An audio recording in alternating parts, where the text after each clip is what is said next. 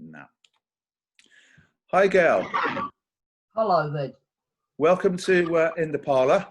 We have Gail Ward, who's running for the disability candidate at the NEC, the Labour Party NEC. And she's going to be talking to us today a little bit about what she brings to the table if she's elected. Isn't that right, Gail? That's right, yes. Brilliant, brilliant. So, I mean, you've sent me over the manifesto, which is great stuff. And obviously, ultimately, you're standing specifically to represent disabled people within the Labour Party. That's correct, yes. So what I'll do, Gail, is I'll read out your 5 manifesto commitments, and we'll go one at a turn. And then if you can explain each one as we go in terms of, you know, why it is you're bringing these to the table. But if you can also just kick off and tell me what it is that attracts you to sit on the NEC. Well, I think I've been I've been a member of the Labour Party for canny well, like, you know, most of my life. I've always voted Labour. And I just feel that I get sick and tired, to be honest.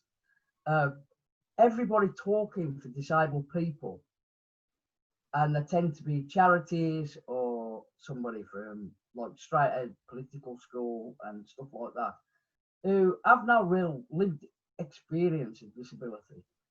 And I found it incredibly frustrating.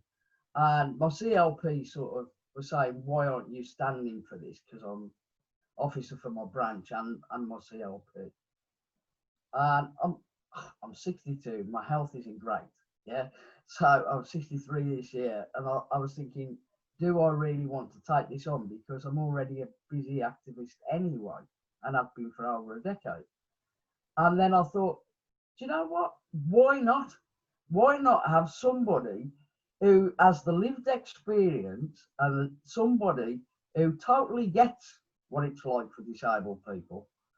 I don't obviously understand everybody's disability, because that's impossible.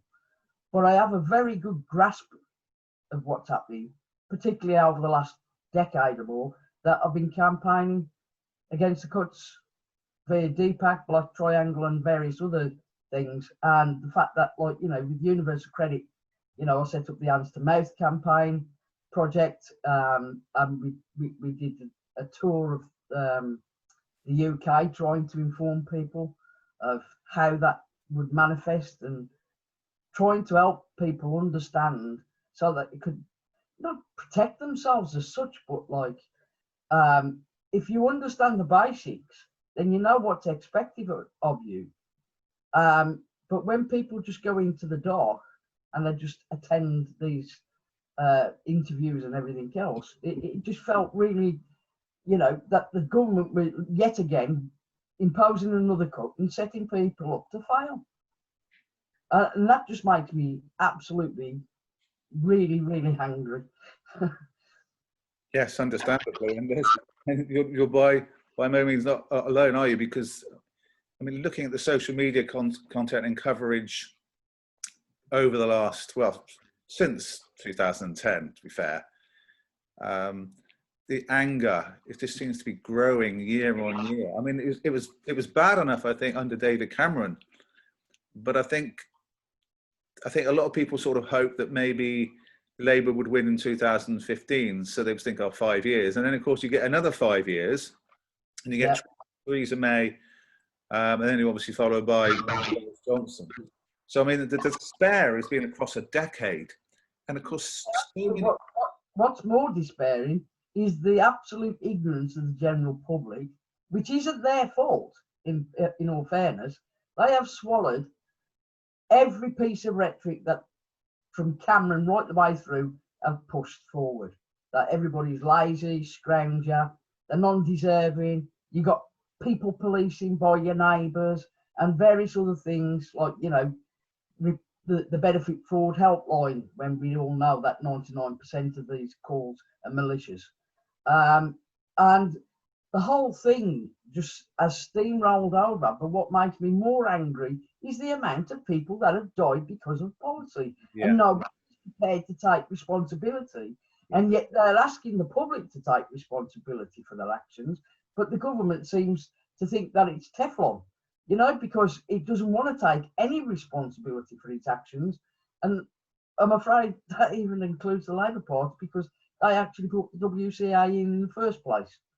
So we've got to start standing up and taking some action. Yeah. So, and it seems to be also about a matter of trust, doesn't it, Gail? If we're trying to get those people who ultimately keep voting for a political party that is wreaking this havoc, then at some point, how does the Labour Party, and how would you specifically go about getting them to see things as they are, as opposed to see things how they've been constructed by corporate media, etc.? Well, I mean, I think it's a really difficult one, that one, because it's such a big kettle of fish. Magic bullet. I would totally dismantle everything and start the restructuring of the organisation, if I was in the position to do so, which I'm not. But you know, the whole situation needs restructuring in a way, because I know people are angry, and I understand it, particularly those that supported Corbyn. And I was one of them that supported Corbyn as well and his socialist policies. But you don't change things by leaving and throwing your dummy out. You change things by being part of it and demanding change. And that is why, you know, I think it's really important that people stay in the party. If you really want change, there's plenty of us lefties left, and there's plenty of people at the centre ground, and you can work together. But when people come out with inflammatory statements, which they do, and this rides across all parties, they all come out with inflammatory statements because they don't engage the brain before they engage the mouth. And it just spits out, and everybody's up in uproar. And social media has made things so accessible now that ministers are now being held to account, and rightly so.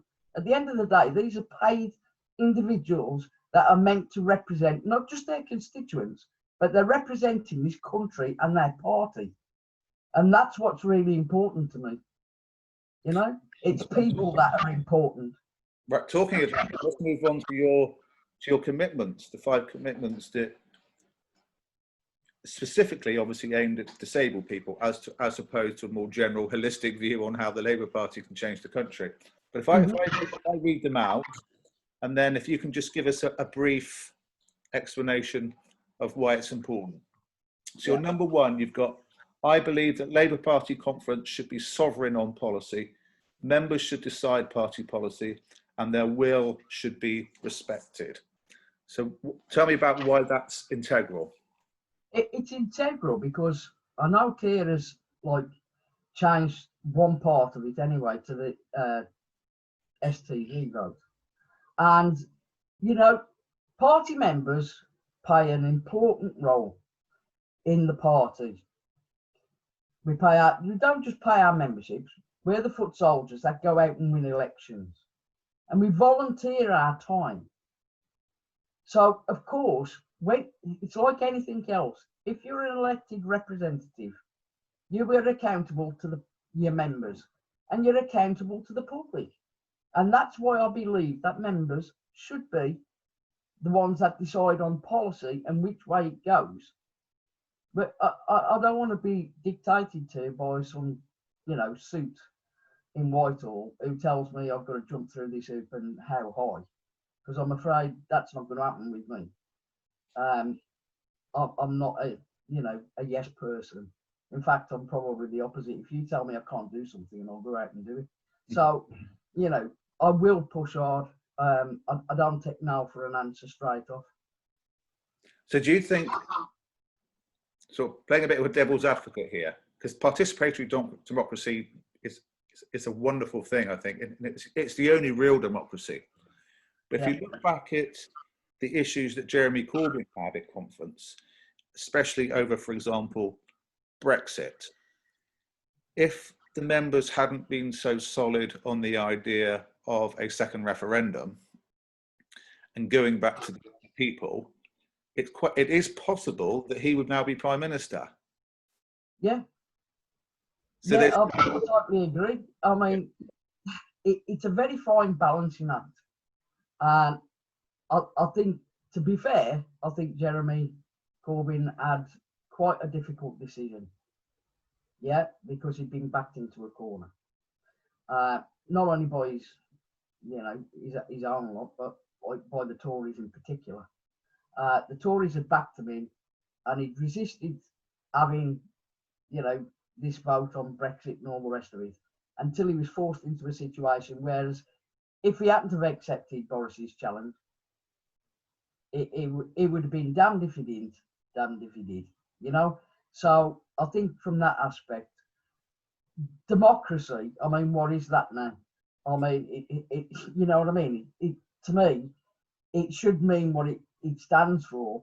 And it seems that we've got people in power now, politicians particularly, who think that, we don't matter. Yeah, it's all right. They'll just get over it, but that's not how it should be. And they're having to respond also to the power of the corporate media, because the corporate media determines the news that goes into people's homes in various formats. And yes, it's almost as if they're setting the agenda, and then the Labour Party in more recent time, well, probably not more recent times, probably over a long period of time, has just become reactionary. Yes. I've always said, the best thing to do is, before you open your mouth, is sleep on it. Because the press are a very big influence in what people think, what people say, how people behave. I mean, I've seen ministers resign for stupid things I don't think they should have done, and they've stayed in power when most definitely they should have signed the resignation letter. So, I don't want to slag the press off, because, at the end of the day, they're important and they're an integral part of informing the people. But we have to have some accountability to basically, I mean, to be honest, I could probably write 2 or 3 stories a week, the amount of tripe that comes out in some of the press. And that includes, the left-wing media as well as the right-wing media. Yeah. We've got to start talking about facts, because if you want a responsible democracy, you've got to report the facts. If you give people the facts, they're intelligent enough to make their own decisions. They don't need somebody to nanny state them. Yeah, and that's what's happening at this moment in time. People are picking up sound bites, little sound bubbles, echo chambers, and they all furry around, and before you know it, something that isn't true has spun out of control into this great big story, which frankly has no content really at all. No. And we lead off to the fake news stuff, like, you know what I mean? And I don't want to go there. No, thank you, Gail. Thank you. Let's move on to number 2 then, which is, I will ensure that Labour Party members with disabilities are given full accessibility rights to party events and digital systems. No excuses. I mean, that seems fairly self-explanatory, but if you can just put a little bit more. Well, yeah, I mean, conference should be fully accessible. Yeah, and it's not accessible to all. And I say, oh, well, we tried our best, for instance, delegates. Have they got accessible hotels, accessible rooms in hotels? Is it close to the venue? Can you get in the venue? If you're on crutches and you've got mobility problems, is there a 2-mile walk to the where you need to be? These are the things that, when Labour are planning things, that these are all things that need to be sorted out. And quite often, I mean, I've been to some things and they've not even been deaf and disabled stuff. They've not been accessible to those in the deaf community.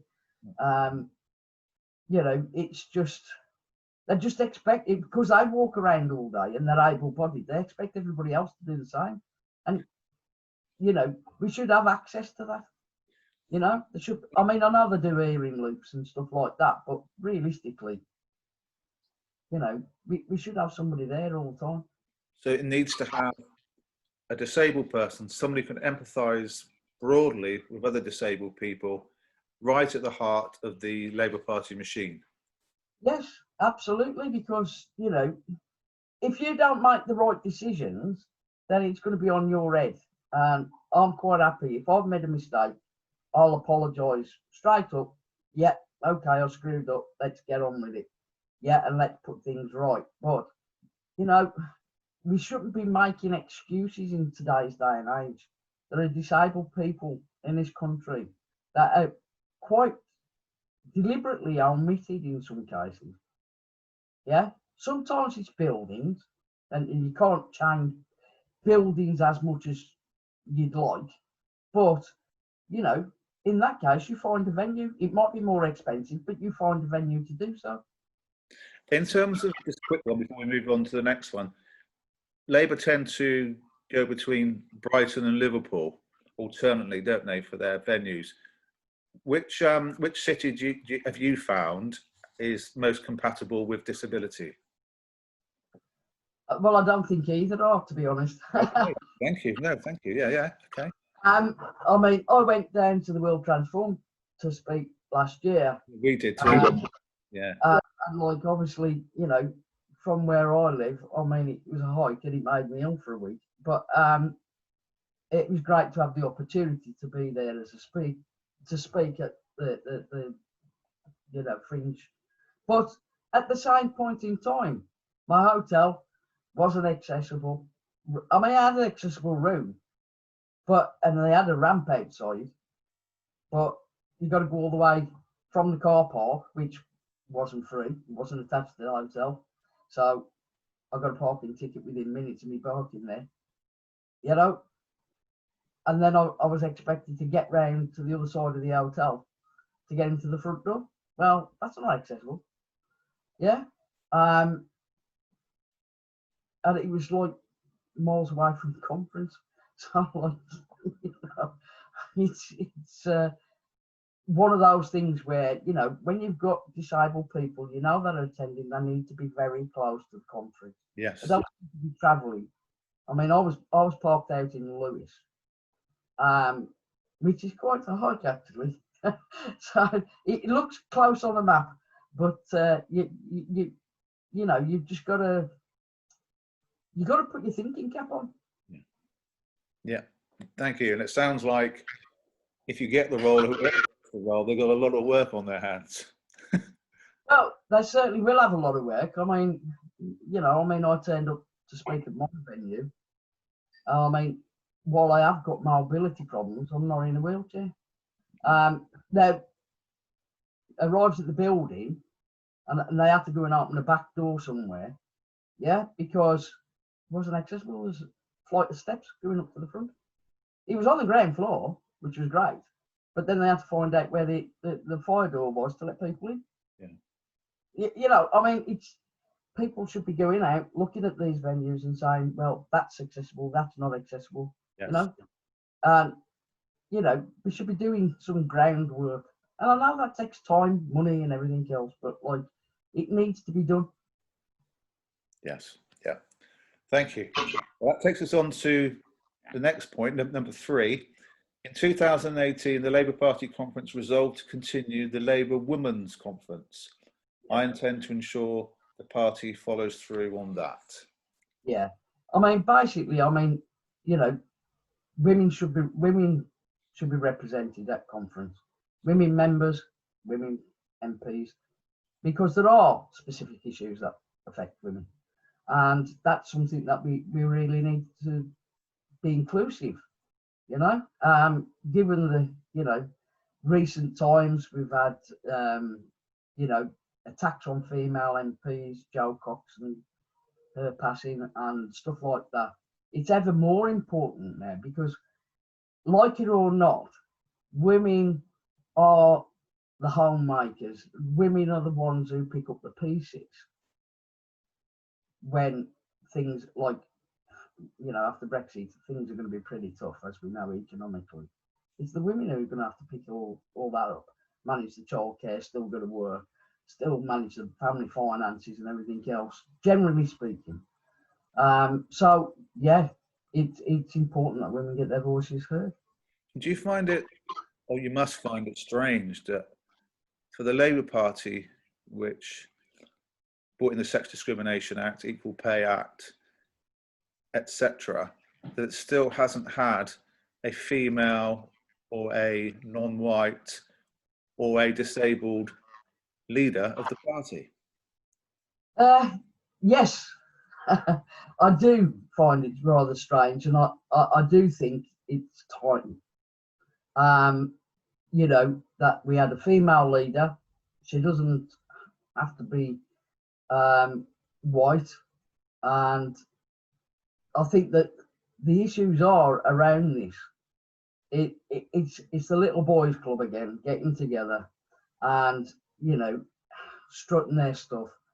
And women, I mean, let's be honest, women have got a tough time in today's society. Not saying that men don't as well, because I know that they do, but, you know, they're different pressures, is what I'm trying to say. And, you know, that it's more than time that the Labour Party have a female leader, in my opinion.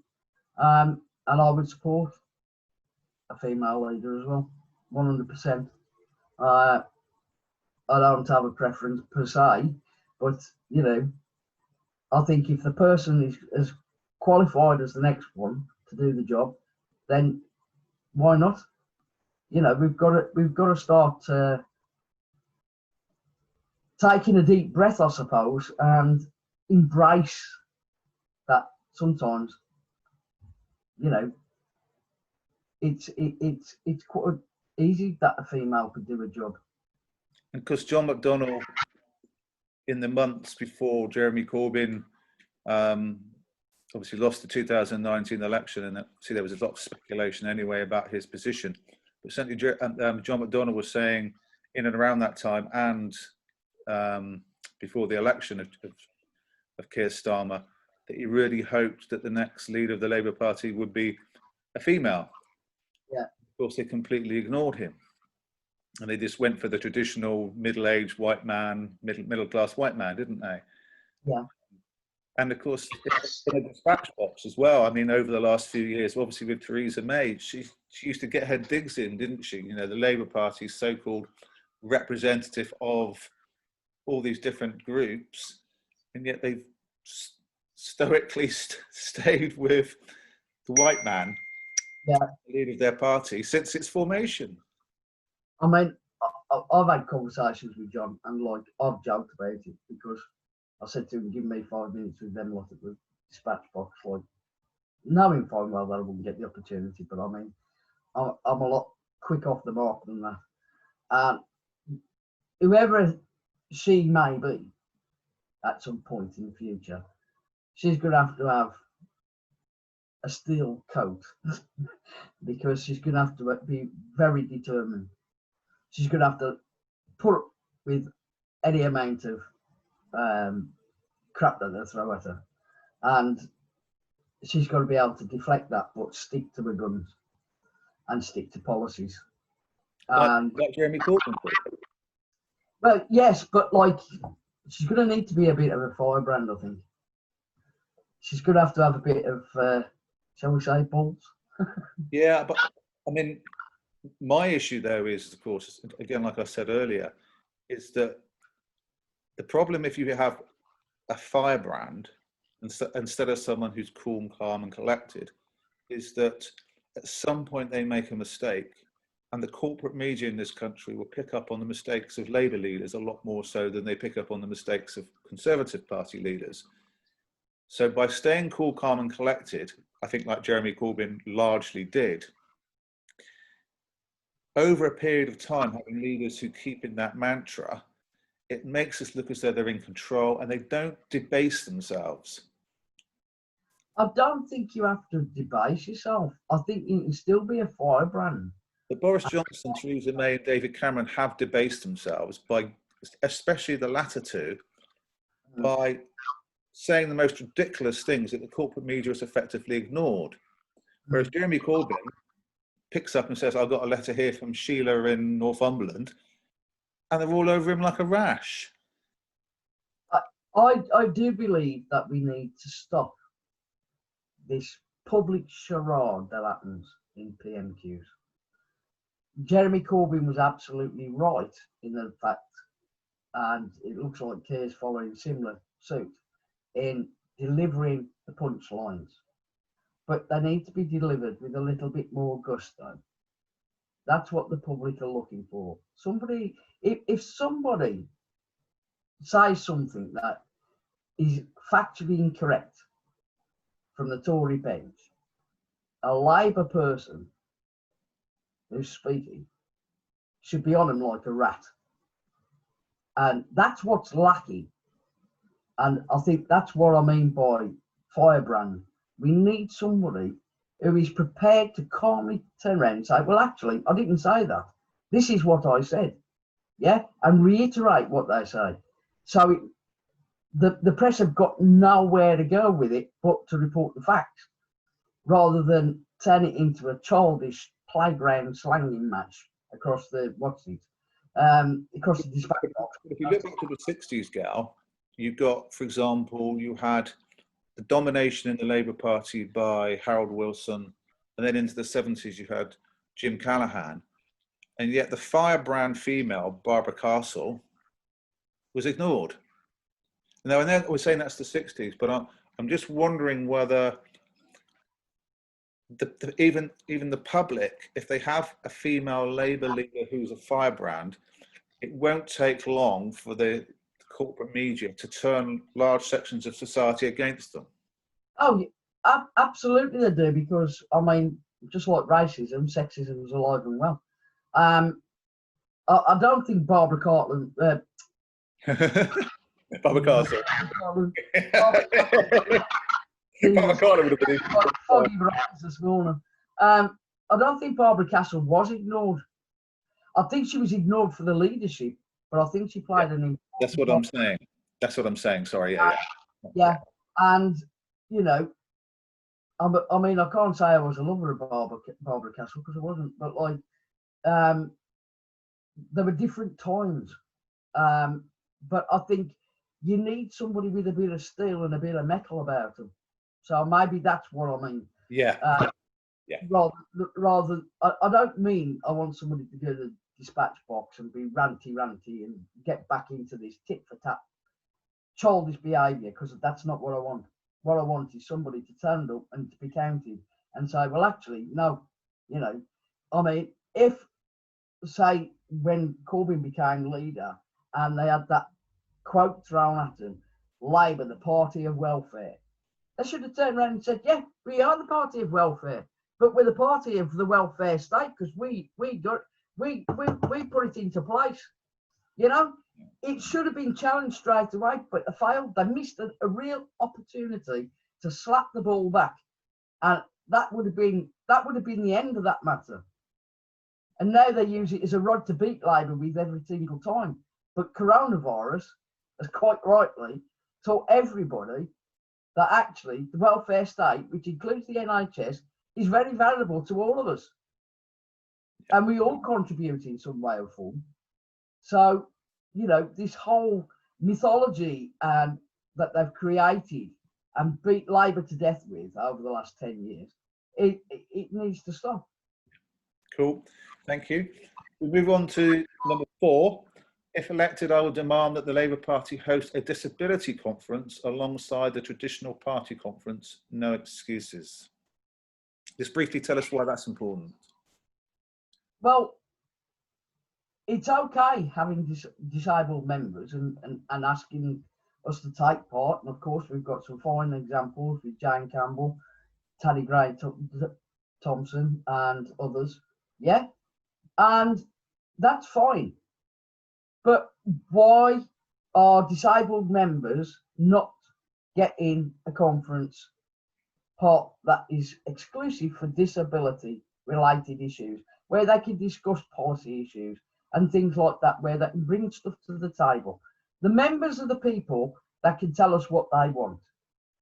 So we should be able to then go back and say, well, disabled people have asked for a list of certain things, and obviously, I mean, that list is going to be vast. Yeah. They're not going to deliver on everything that you ask for. That's impossible. No party does that.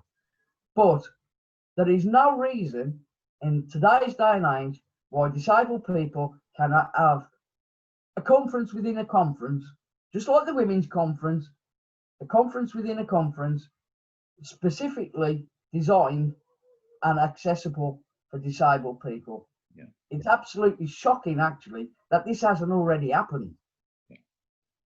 Yes. No, I agree. And what you said earlier about all those issues about accommodation, even a conference not being satisfactory, they could have been ironed out years ago. Yeah, absolutely. You know, I mean, I can remember a friend of mine up in Scotland invited me to an SNP conference. Yeah. Not a policeman in sight. Everybody was accessible, all the MPs. And the centre was very accessible. And I was quite shocked and alarmed, actually, at how they had really thought that out. And, you know, so there's no reason why the second biggest party in this country can't do the same.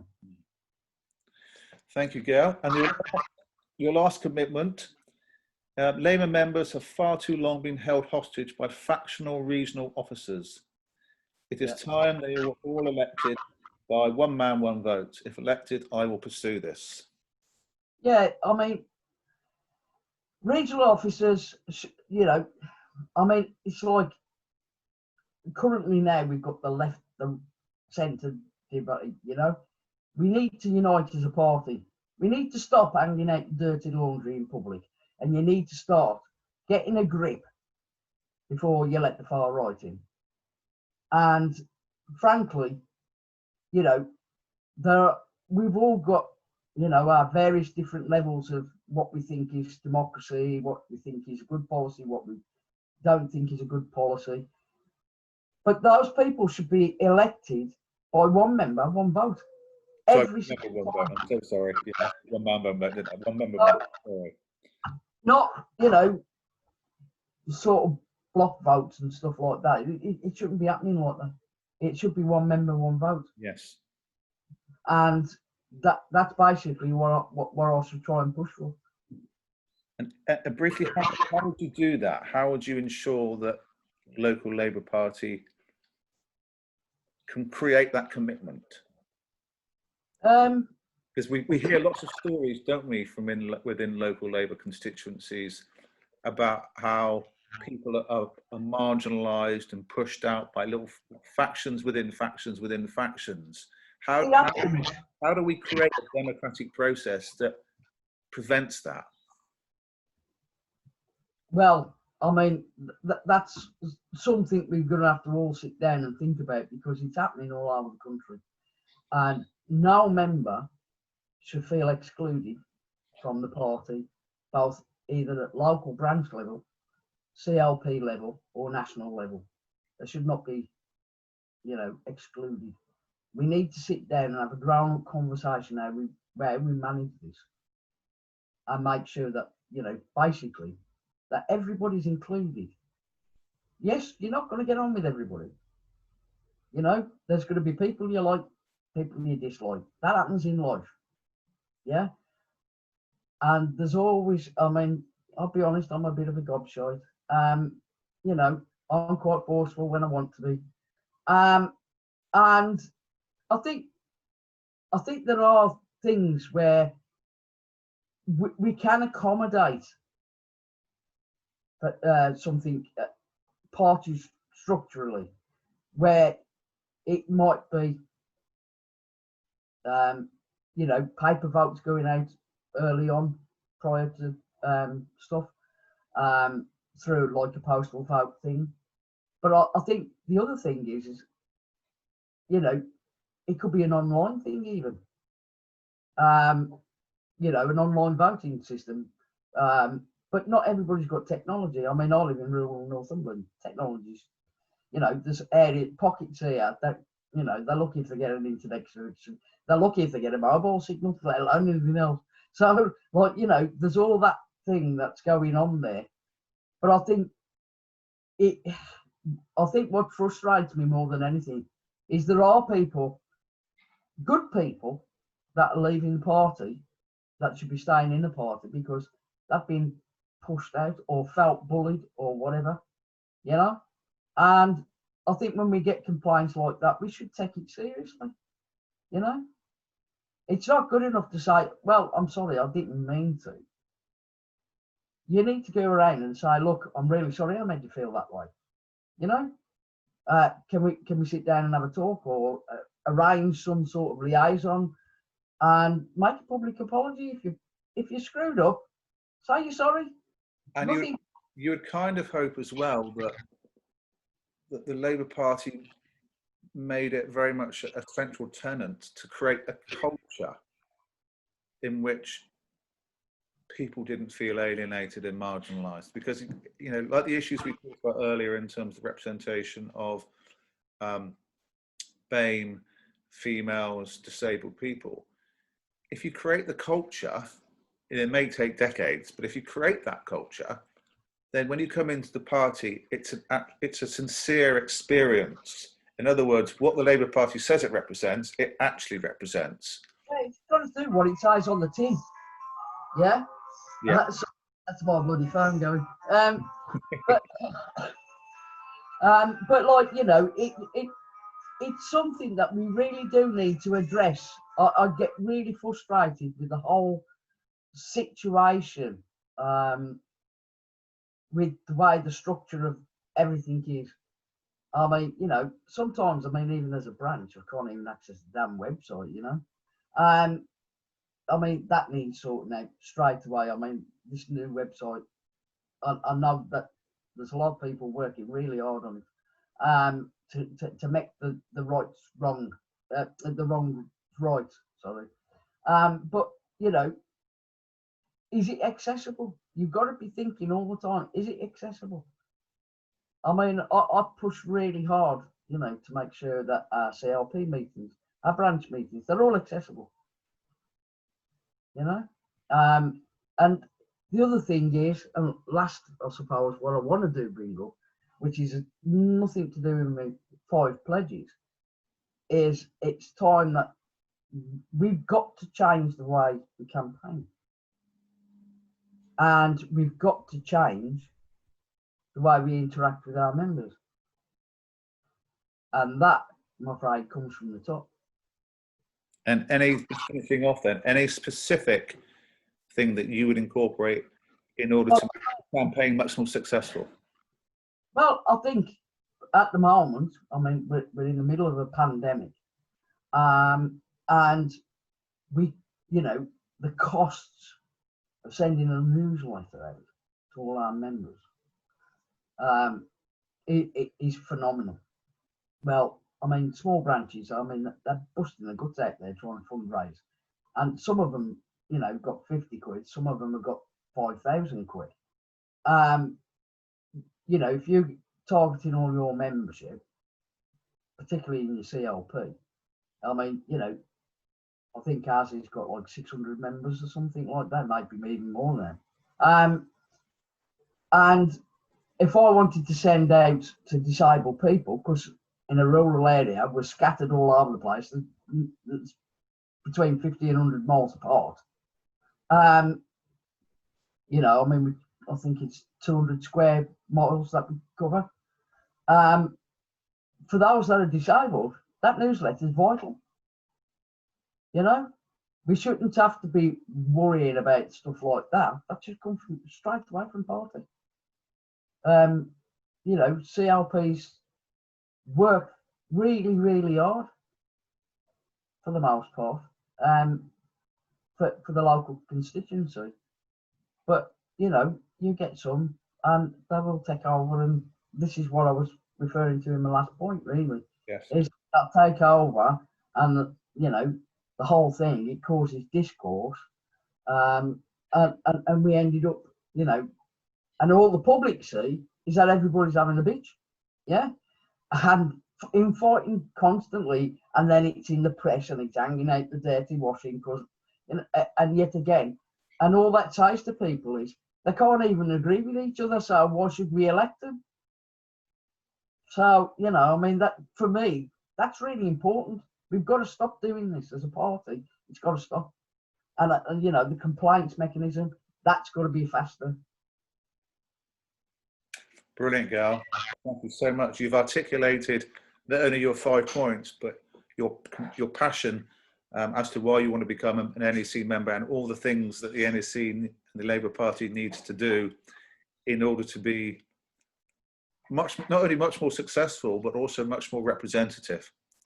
Yeah. And ultimately, for a lot of people who join the Labour Party, that's what they want, isn't it? They want that representation of their own specific needs, but also the people around them that they see have even greater needs who aren't being represented. Yes. And you've done a marvellous job. Thank you so much for coming on in the parlour. Thank you. And good luck. Thank you very much.